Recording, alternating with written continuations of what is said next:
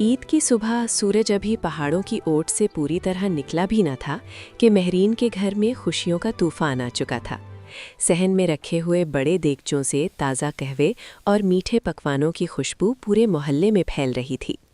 महरीन ने जब अपनी आंखें खोलीं तो उसका पहला काम अपने हाथों की गहरी सुर्ख मेहंदी को देखना था, जिसकी खुशबू उसे ईद का एहसास दिला रही थी। हर तरफ रंग, रोशनी और कहकहों की गूंज थी, जैसे वादी का जर्रा जर्रा मुस्कुरा रहा हो। महरीन जल्दी से उठी। आज उसे बहुत से काम करने थे, क्योंकि उसके घर पर पूरे गांव की दावत थी और यही वो दिन था जिसका वो पूरे साल इंतजार करती थी। कमरे के बाहर जरान की आवाज़ गूंजी, जो अपनी नई पेशावरी चप्पल पहनकर पूरे घर में घूम रहा था।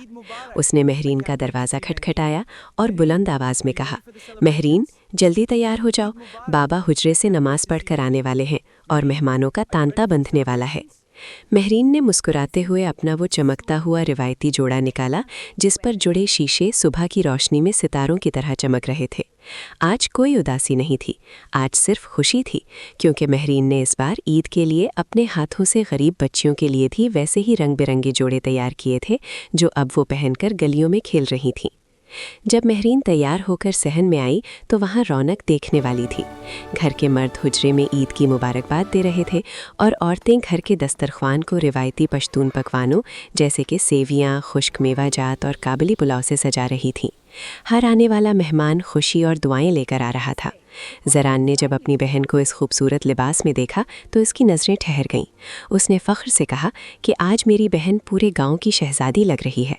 महरीन ने हंसते हुए जवाब दिया कि जरान, ये लिबास इसीलिए खूबसूरत लग रहा है क्योंकि आज पूरे मोहल्ले में कोई भी उदास नहीं है।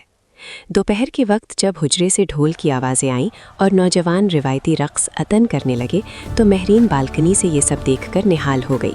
उसने महसूस किया कि ईद का असल मज़ा इस हल्ले गल्ले और सबको साथ लेकर चलने में है।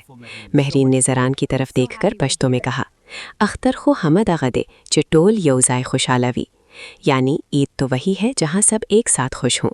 आज की ईद सिर्फ एक त्यौहार नहीं थी, बल्कि ये मोहब्बतों का वो मेला था जिसने पूरी वादी को एक लड़ी में पिरो दिया था। महरीन की अनोखी दुनिया आज रंगों और मुस्कुराहटों से महक रही थी।